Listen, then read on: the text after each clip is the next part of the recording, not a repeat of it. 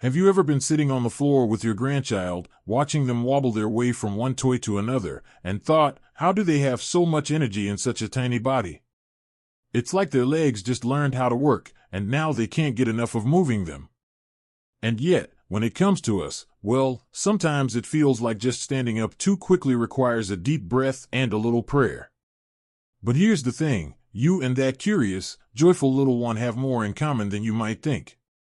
Both your bodies thrive when you move. Both your muscles need love and attention. And both your hearts grow stronger, not just physically, but emotionally, when you move together.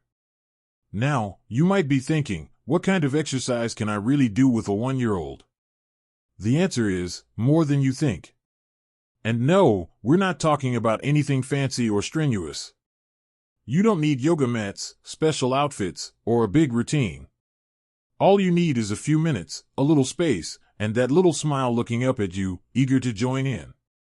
In this video, we're going to talk about 5 simple, gentle movements that even a 1-year-old can do with you. They're not just exercises, they're little moments of connection. And the best part? While you're helping that baby build coordination, balance, and strength, you're also doing the same for yourself. It's like sneaking vitamins into applesauce, healthy habits hiding in play. Let's start with something simple. Imagine you're sitting on a soft rug or blanket, legs stretched out in front of you. Your little one is plopped down beside you, maybe clapping their hands or poking at their toes. This is the perfect moment to start a little toe-touching game. You stretch your arms out and reach toward your feet, and then encourage them to do the same. They might not get very far, maybe they just touch their knees or pat their legs, but that's okay. The point isn't perfection. It's the practice. You see, for both of you, this kind of movement wakes up the spine, stretches out the back, and gently engages the core. For the baby, it's helping build that crucial connection between their mind and body, teaching them how to follow what they see and translate it into movement. For you, it's a subtle but powerful way to keep your flexibility, especially in those areas that tend to tighten with age. And if you want to add a little fun to it, turn it into a song. Sing head, shoulders, knees, and toes, and watch how quickly that baby lights up. You're no longer exercising, you're just playing together. And that's the magic. Another beautiful movement to explore is what I like to call mirror marches.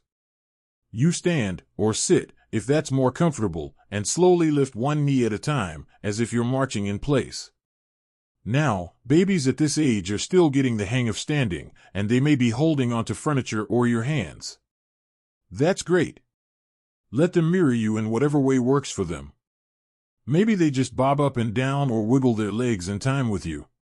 You're not just working your legs, you're improving balance, coordination, and stability. And by showing them your movements in a fun, exaggerated way, you're encouraging them to try, too. There's something so joyful about seeing a baby's face when they realize they can copy you. That spark of pride? It's worth every second. Now, if you've ever lifted a toddler, you know it's not exactly light work.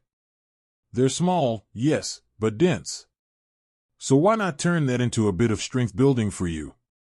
One of the most natural exercises you can do with a little one is lifting them gently into the air, holding them under the arms while they giggle and kick. It's a simple, loving movement that builds your arm strength and warms up your shoulders and upper back. Just remember to engage your core and bend your knees slightly when you pick them up. It protects your back and keeps you stable. The baby, of course, thinks they're on a carnival ride. And for you? You're getting a light workout without even stepping into a gym. It's movement with purpose, and with laughter. And here's something that might surprise you, crawling isn't just for babies. If you're feeling playful and your knees are up for it, try getting down on all fours and crawling along with them. Even just for a minute or two. This movement activates almost every part of the body, shoulders, hips, knees, core, and challenges your brain in a way that keeps it sharp. Babies instinctively crawl because it's essential for development. For us, it's a fun, low-impact way to stay limber and build coordination. Even if you don't want to get all the way down, you can join in by pretending, move your hands and knees in place while the baby crawls beside you. Make it a race to the couch. Make silly sounds. The sillier you are, the more fun they'll have, and the more likely they'll want to keep moving. And that's really what all of this is about. Moving together in ways that feel natural, joyful, and doable. You don't need routines or reps or timers. You need moments. Little pockets of play where you both feel seen, connected, and alive. Now that we've explored a few of these playful movements, gentle stretches, mirroring motions, and even a little crawling, let's take a look at a few more ways you and your little one can keep that body moving and that bond growing. There's something truly heartwarming about watching a 1-year-old take part in something with you. Their little face lights up every time they realize they're doing exactly what grandma or grandpa is doing. And whether they're bouncing to music, clapping their hands, or toddling around the room, their joy is contagious. You can't help but feel it in your chest, and maybe even in your knees the next morning. But here's the truth, keeping up with a baby doesn't mean running marathons or twisting yourself into a yoga pose. It means engaging, connecting, and encouraging movement in a way that feels fun and natural. And today, we're going to talk about a few more gentle ways to keep both of you moving, with a focus on fun, flexibility, and building a beautiful bond. Let's start with one that almost always leads to giggles, the side-to-side sway. You can do this standing or seated. Just hold your little one close, maybe in your arms or resting on your hip if they're light enough, and gently sway from left to right. It's simple, soothing, and surprisingly effective. You're activating your core, working your hips, and practicing balance. And for the baby? They love it. The motion feels comforting, almost like a dance. If you're feeling playful, add a song to it, something like row, row, row your boat, or even just a simple hum. The rhythm makes it even more enjoyable. This is one of those moments where the exercise doesn't feel like exercise at all, it just feels like togetherness. And as your body moves, your spirit lifts right along with it. Now, if you've ever spent time around a baby during a music class, or even just put on a favorite tune at home, you'll know how naturally they respond to rhythm. It's like their bodies can't help but move. That's why dancing together is such a wonderful way to get both of you moving without it feeling like a chore. You don't need any choreography or coordination. Just put on a song you both enjoy, hold their hands or dance side by side, and let the rhythm take the lead. They might bounce on their little legs or twirl in a circle. You might do a few easy steps or just sway to the beat. What matters is that you're moving together. You're showing them that movement is joyful, and that exercise isn't something to be endured, it's something to look forward to. These early associations stay with them, shaping the way they view their health and their bodies as they grow. And if you're not quite up for standing movement, that's perfectly okay.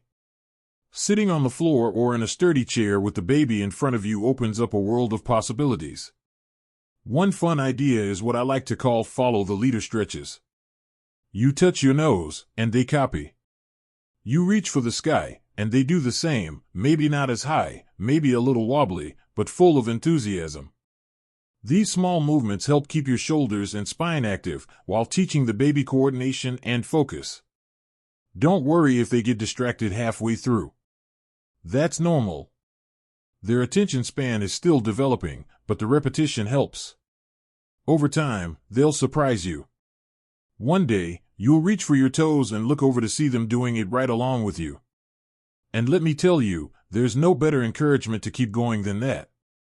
One of the exercises I find most delightful, and one that's great for both physical and emotional development, is the good old-fashioned animal walk. You can make it as big or small as you like. Pretend to be a bear, crawling with heavy arms and feet. Or a butterfly, flapping your hands gently. A frog hopping across the rug. Encourage your little one to try too. You can even make animal sounds to add some silliness. This might sound like it's just for fun, but it's incredibly effective. Crawling like a bear works your shoulders, core, and hips. Hopping gently, if your knees allow, helps with lower body strength. And imitating animals encourages creativity and imagination. Plus, it helps children develop motor planning, figuring out how to move their bodies in new ways. And you're getting in movement without it feeling like a routine. And here's something beautiful that happens in these moments. You both laugh. You both breathe a little deeper. And without even realizing it, you're teaching something so important, that movement is something to be enjoyed, not avoided.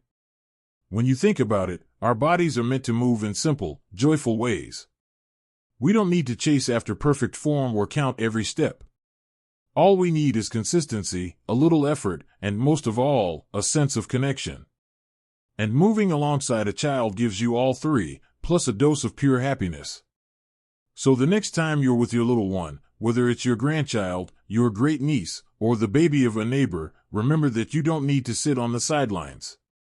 You can be right there in the middle of the fun, even if it's just for a few minutes. Those minutes matter. They create memories. They strengthen muscles. And they fill the room with something money can't buy, joy. Let's take a moment now to explore one last playful exercise that brings everything together: balance, bonding, and breathing. It's one you can do right at the end of your time together, helping both of you settle down and smile. One of the sweetest moments you can share with a little one is that quiet, gentle transition from play to calm. After all the giggles and movement, there's a natural rhythm that settles in, like the way the sun slowly dips in the late afternoon. And this is the perfect time to wrap up your movement session with a simple exercise that brings it all home: the breathing cuddle. Now, don't let the name fool you. It's not just cuddling, though that's a wonderful part of it. It's also about teaching babies to recognize calm and stillness, something that helps their little nervous systems just as much as their growing muscles. Here's how it works. Sit down somewhere comfortable, on the floor, on a chair, wherever you're steady. Hold the baby close against your chest, with their ear resting near your heartbeat. Then just breathe. Slow, steady, relaxed breaths. In and out. You can hum softly, or speak gently, maybe saying a few loving words. Something simple like, "You did so well today," or "We had so much fun moving together." Babies may not understand every word yet, but they feel the warmth in your voice. And believe it or not, they start to mirror your breathing patterns. That's right, the rhythm of your calm helps teach their body how to settle and self-soothe. It's one of the earliest and most powerful lessons you can give. This moment, right here, is as much for you as it is for them. After all, life doesn't slow down just because we do. Our bodies change, our routines shift, and sometimes it can feel like the years have rushed past without us even noticing. But when you hold a baby in your arms and breathe together, the whole world seems to pause, just long enough to remind you, this is what matters. And these kinds of gentle movements and shared experiences aren't just good for your health, they're good for your heart. You're not just stretching your legs or working your core. You're shaping memories.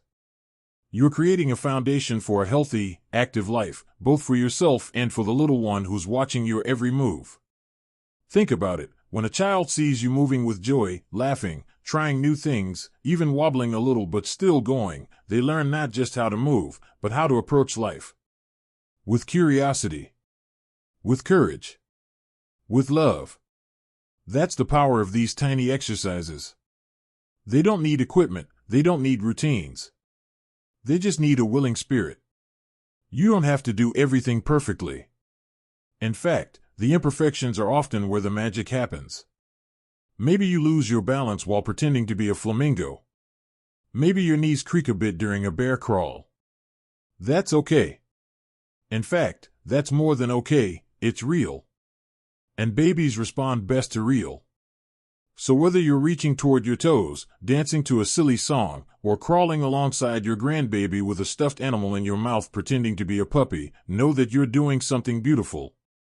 You're not just moving your body, you're opening up your heart. And that has benefits no exercise class can match.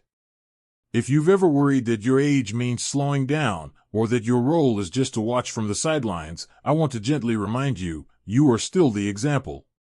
You are still the inspiration. That little one in front of you doesn't see your age. They see your smile. They feel your energy. They learn from your kindness, your movements, and your laughter. And yes, movement changes as we age. There may be days where the energy isn't there, or the joints feel stiff, or you're just not sure you can get up off the floor without some assistance. That's perfectly okay. Modify. Adapt. Even the smallest motion, lifting your arms with a baby on your lap, swaying side to side in your chair, makes a difference. It all counts. Health isn't about doing the most. It's about doing what you can, when you can, with love and consistency. And by sharing those moments with a 1-year-old, you're not just caring for them, you're caring for you. So the next time you see that little toddler toddling across the room or clapping their hands in excitement, let it be your cue. Join them. Wiggle with them. Sway with them. Crawl, stretch, dance, or just sit and breathe. Whatever you do, do it together. These are the seeds we plant today. The memories they'll carry forever. And the habits that will help both of you live longer, laugh more, and stay connected, body, mind, and heart. Thank you for spending this time with me. I hope you feel encouraged, not just to move a little more, but to see yourself as an essential part of your family's health story. You've got wisdom, patience, and now, just a few more fun ways to use your body to build connection. If this video brought a smile to your face or sparked an idea you want to try, I'd love to hear about it in the comments. Maybe share your favorite way to stay active with a little one, or a memory from when your kids were small. Don't forget to like this video and subscribe if you want more simple tips for healthy, joyful living at every age. And until next time, keep moving with love, keep laughing often, and remember, you're doing a beautiful job. Here's to living your fullest life, no matter how many candles are on the cake.